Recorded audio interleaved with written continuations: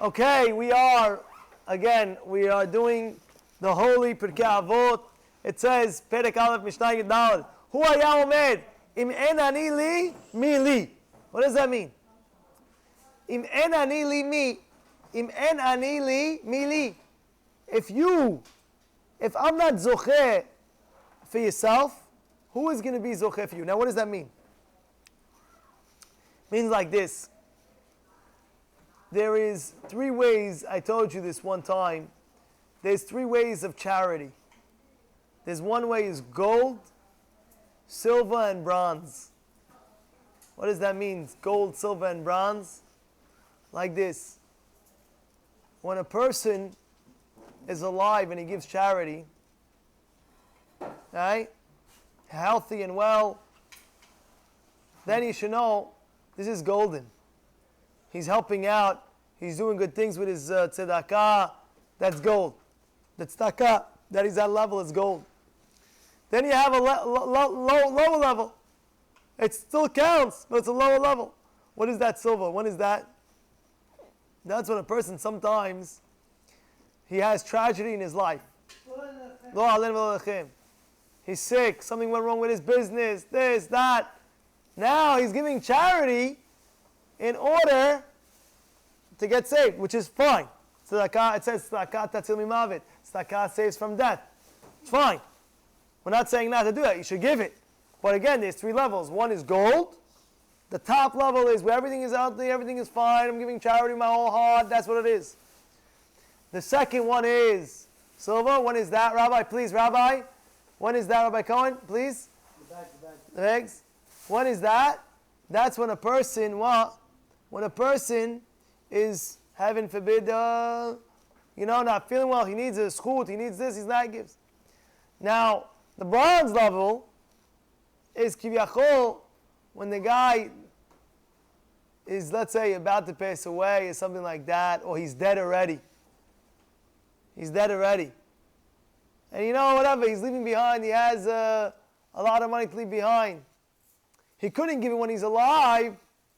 So now what happens? His kids get the inheritance and things like that. This is a different level.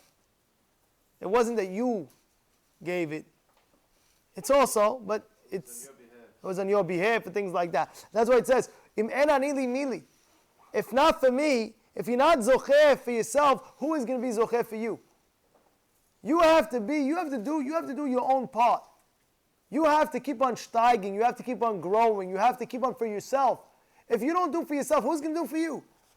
I go to one guy, what's going to be when you're Gan Eden? Where are you going to be in Gan Eden? Tell me. You're going to be front row, last row?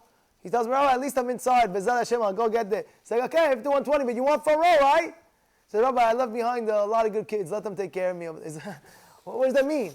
Of course, they're going to give you schut. Of course, it's that. But if you don't do it for yourself, then who's going to do it for you?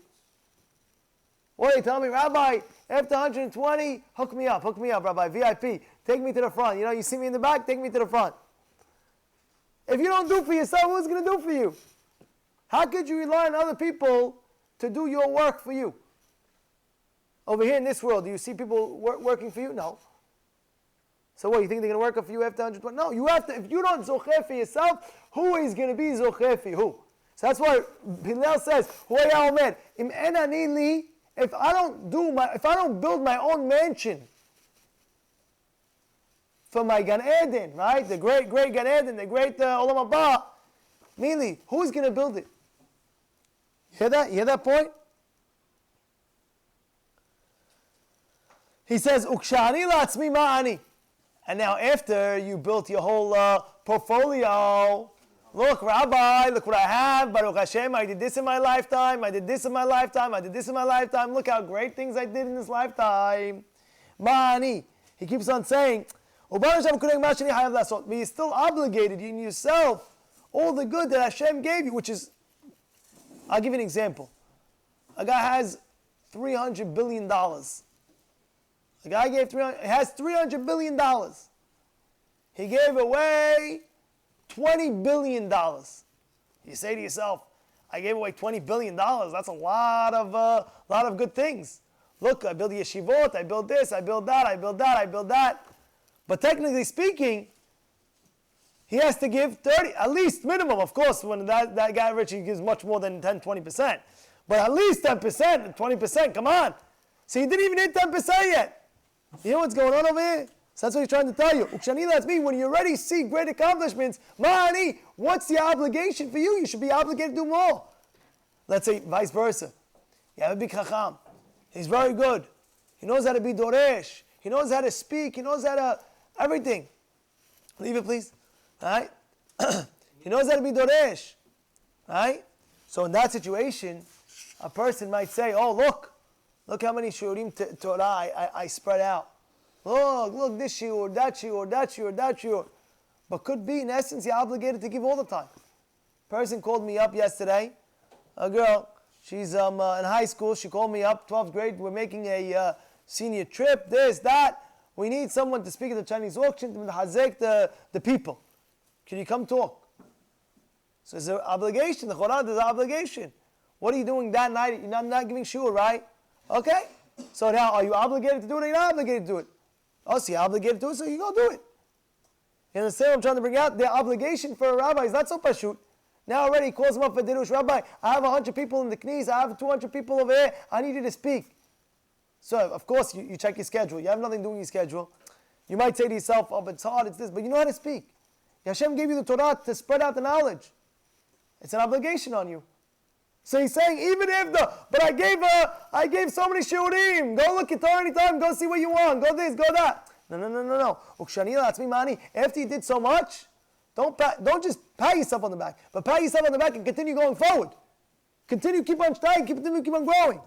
And then he ends off, V'im lo achshav ematai. What does it mean, V'im lo achshav ematai?